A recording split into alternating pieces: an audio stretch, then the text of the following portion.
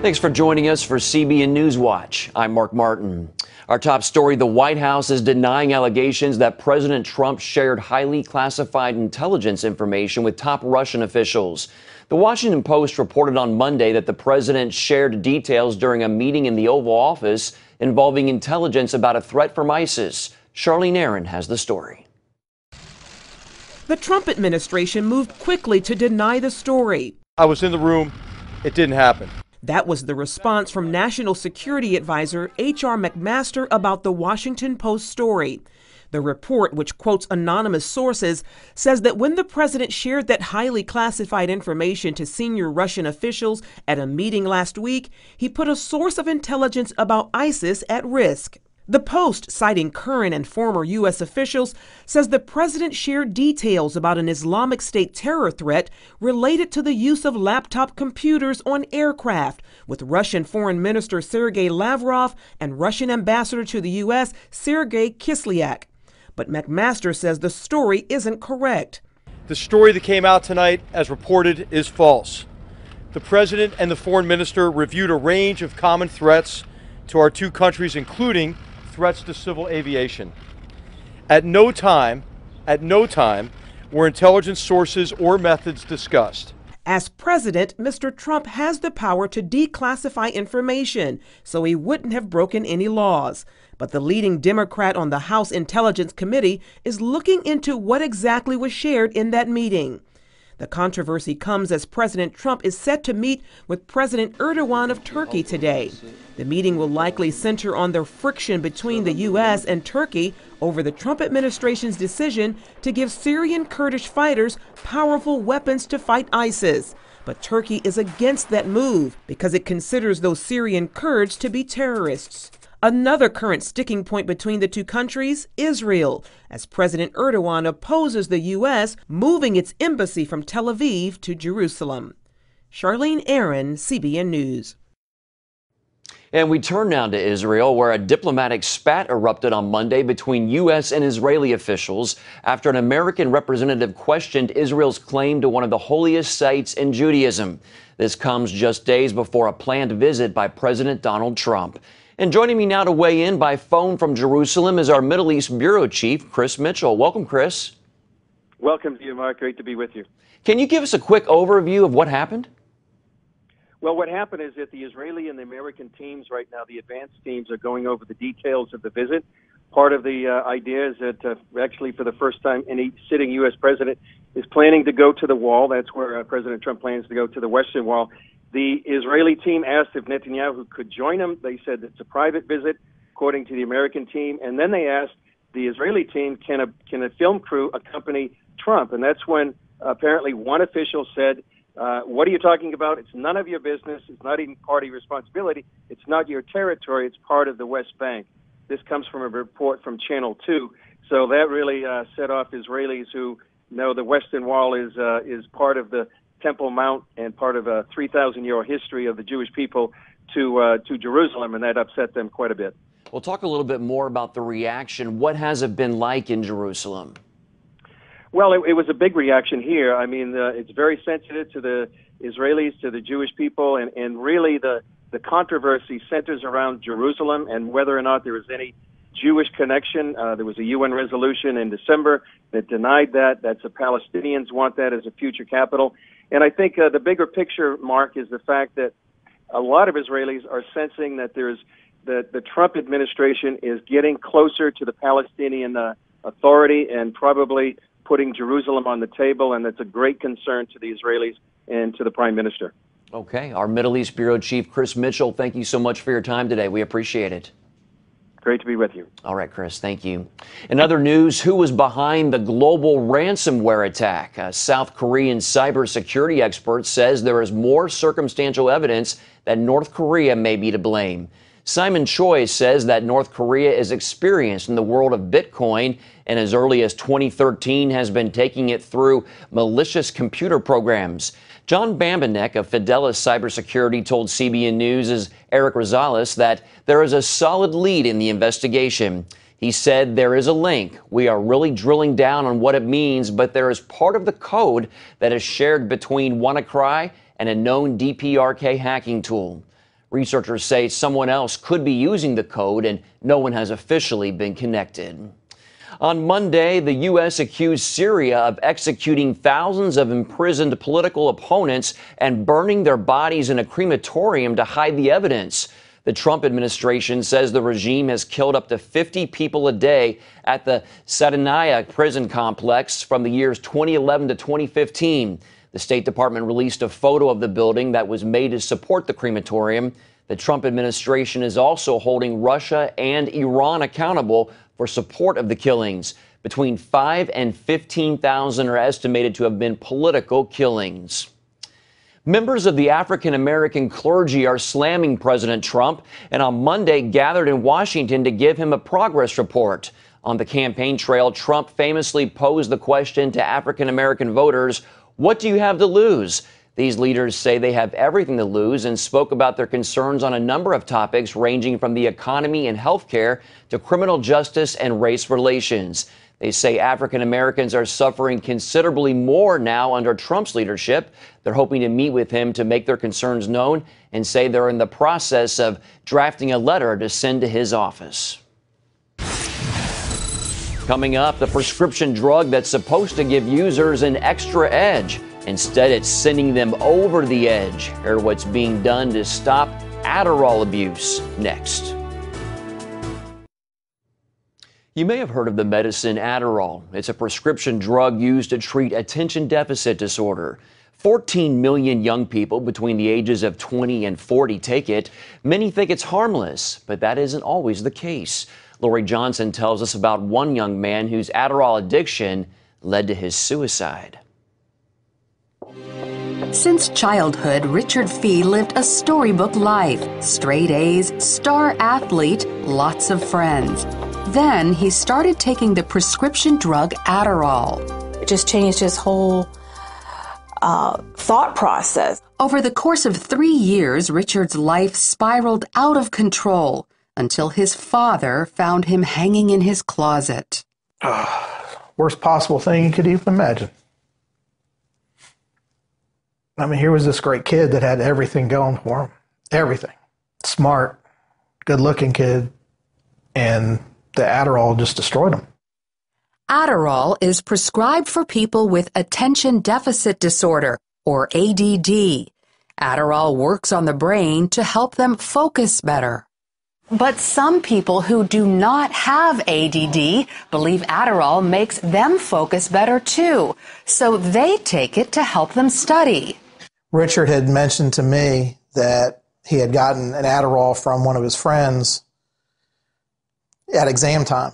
He's not alone. An estimated 1 in 5 college students use it, largely unaware of the physical danger and that it's a felony to use someone else's prescription.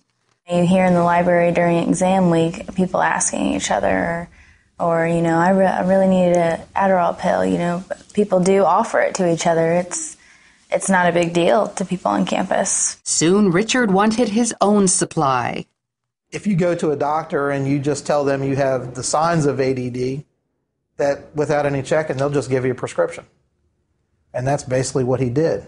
Dr. Gretchen Lefevre-Watson, a clinical psychologist, researches the misuse of drugs like Adderall. She says it's easy to fake ADD. If you talk to most college students, they could probably tell you a doctor or 2 or 3 in town to go to and what to say and do in order to get a prescription. Adderall is a Class 2 narcotic, an amphetamine similar to cocaine. It can be very addictive. You can get a euphoric feeling with a crash afterwards. After college, Richard moved back home with his parents and convinced 2 separate doctors to each prescribe him Adderall. Yeah, Richard would be up for days, be up for 3 days in a row, walk in the house 3 o'clock, 4 o'clock, 5 o'clock in the morning, wide awake. And then he would crash for a couple days and sleep for a couple days. The Fees tried to get Richard's doctors to stop prescribing the drug. I said, you keep giving Adderall to my son, you're going to kill him. But Richard was over 18, and his doctors said legally Richard's treatment was private. Zach just stayed in the reception area behind the little class partition and said he couldn't talk to us. Richard's doctors both increased his dose. You can become more seriously addicted and become psychotic and lose the ability to think clearly and do things that you otherwise wouldn't do. I'd seen him, he was on the computer, and he had just put little pieces of Scotch tape on his fingers because he didn't want the keyboard to be able to get his fingerprints. Why, I don't know. He covered up the camera on it because he felt like people could be watching him. During this time, Richard's becoming more violent. He's making threats. I mean, we were scared of our own son during that time. We slept with our doors locked. Not long after that, Richard took his life. This should have never, ever happened.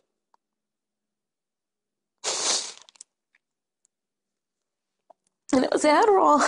People familiar with Richard's story say it illustrates the need for stricter guidelines for diagnosing ADD and for trying non-pharmaceutical treatments before prescribing Adderall. There is now clear evidence that the medication should be, in most instances, the last line of defense and not the first line of defense. And what the research is clearly showing is that over the long term, the drugs are not as effective as the behavioral interventions. The fees want changes, requiring doctors to see what other prescriptions their patients are taking and requiring them to notify parents of adult children who are in danger. And there was information that they had in their file that if they had shared with us at that time, we'd like to think things would have been different. I mean, they noted in Richard's file that they thought he was suicidal. They say addicts should find a qualified professional to help wean them off it. You just don't cold turkey the stuff. You need to be taken off of it slowly. Although the fees can't get their son back, they hope telling his story will prevent others from losing their loved ones. Lori Johnson, CBN News. What about the possibility of Jerusalem being divided? How do you feel about that? Never ever. It will never happen. Give them half. Who cares about a piece of ground as long as the blood stops?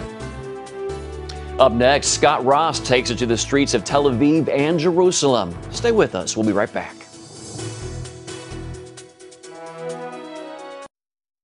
Welcome back. After 2,000 years of occupation by various world conquerors, Jerusalem was finally reunited under Jewish sovereignty in the 1967 Six-Day War. But since then, that victory has turned much of the world against Israel and even divided Israelis. CBN's Scott Ross took to Israeli streets to find out what people there believe about the war and Jerusalem. I was in New York, and it was an extraordinary situation. All the troops were lined up, Nasser's troops. We thought we were losing Israel forever. We thought it was really a Goliath story. Nasser was ready to annihilate us. After just 3 days, Israeli forces routed the Jordanians, reuniting eastern and western Jerusalem, including the Old City and Temple Mount. What do you know about the Six-Day War historically? Obviously, it's hugely significant for all Jews. Yeah. Because it seems to be a seminal event. I remember it like it was yesterday. I was 20 years old. I remember well at that time. Were you? Were you in the military? Yeah. I was a young lieutenant in Golani Infantry Division in the north, in the Golan Heights. Really? Yeah. Did you fight in the war? Yeah. What's your memory of that? I was even hurt here. What's that from? A shell. A shell? Yeah. Yavor Paro, Gam Ze Navor. We overcame Pharaoh. We'll also overcame whatever this is next to us. Well, the 6 Days War is like it's almost like a myth, I think, in the Israeli society of today. Why? It was a sign of Israel's strength and ability to defend itself against all odds. It's sort of like Israel's military DNA is almost based on the 6 Days War. It's a very important war in the history of Israel. Do people your age appreciate that? I think so, yeah. We all know that it's one of the biggest moments in the history of the Jewish state. You might think such a victory after 2,000 years would leave no room for discussion. But the big win prompted demands that Israel turn over eastern Jerusalem to Palestinians, dividing the city as the potential capital of two states. I talked to Israelis and Jewish people in Tel Aviv and Jerusalem. What about the possibility of Jerusalem being divided? How do you feel about that? Never ever. It will never happen. Because, you know, now after so many years, finally we realize the plan of God. You believe in God? Oh, yes. And the plan is to put us in Jerusalem, the Jews, to bring us back to Jerusalem, so we can protect what is so precious to the human race. Give them half. Really? Just give them half, yeah. You drive I think in Tel Aviv you'll find more left-wing people that say, who cares about a piece of ground as long as the blood stops? It's a shame. Any Israeli is saying such a thing, it must be a shame. Jerusalem is city of David. It's the most important place on earth for the Israelis, for the Jewish.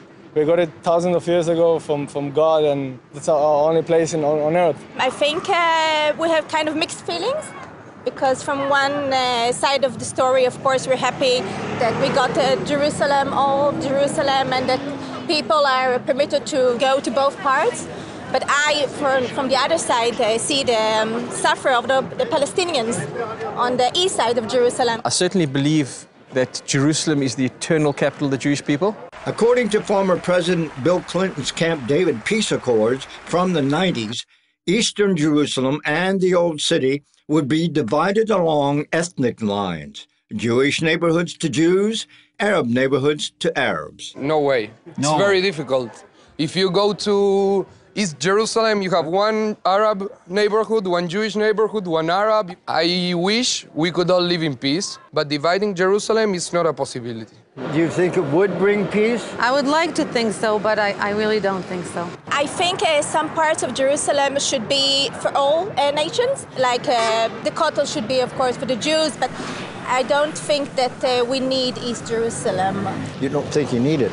No. The dividing of Jerusalem is about destroying the state of Israel. Dividing Jerusalem is about pushing us a little further in the direction of the Mediterranean Sea. Arabs can walk here now all the way to the market freely. Try to go now to the East Jerusalem with the flag, what's gonna happen? Well, First of all, the police gonna tell me get out because you escalated and you agitated and... You wouldn't be happy about the city being divided then? No, definitely not. It has to be unified, but in our way. And does God enter into the equation? I think there's no question that Jerusalem is the city of David. God has watched over Jerusalem for millennia, for 3,000 years. This is the most important city in the world. You pray for the peace of Jerusalem? Yeah. Yes, you think that you'll get an answer to that prayer? I hope so. Right? Otherwise, I wouldn't pray. Scott Ross reporting from Jerusalem and Tel Aviv. And CBN has produced a documentary about the Six-Day War. It's called In Our Hands, The Battle for Jerusalem. The film heads to theaters May 23rd for a one-day Fathom event. And to learn more, log on to cbnnews.com. Stay with us. We'll be right back. Thanks for staying with us. A worship collective in Virginia is giving children the tools and training to become worship leaders. It's called Unite Worship Camp. Studio 5 caught up with the group to see what it's all about. So I will call upon your name. This group makes up the 757 Collective. All are worship leaders from churches in Hampton Roads, Virginia. I feel like there's power in focusing on the things that unite us and that bind us together as the body of Christ, rather than focusing on the things that divide us. This is amazing. The worshipers gather each month to collaborate and share resources. About a year ago, they had an idea. One of the things that was brought up in one of our monthly meetings was one of the areas that we don't really tap into is our students. And we have some extremely gifted high school students in our churches that we know would love to be able to be part of a worship team and develop in their skill and their ability. God has put a desire in their heart to worship and to play an instrument or to sing. How could we nurture that? And then rather than just always appealing to the adults, could we actually create something where we'd raise up these young worshipers and these young worship leaders who would eventually then go over into our worship teams and help lead worship on Sunday morning? That thought became Unite Worship Camp. Teens here learn what it takes to lead worship, Things like staging, lighting, sound engineering, and of course, singing. Try it again. Ready and together. Good. Now. There's even songwriting. Well, songwriting is kind of like combining English class and what you learned in poetry and your creative outflow in music. And when I started writing songs a couple years ago, I would try and kind of force the lyrics into the music, but what we learned here is kind of how to make them flow together better and, write at the same time.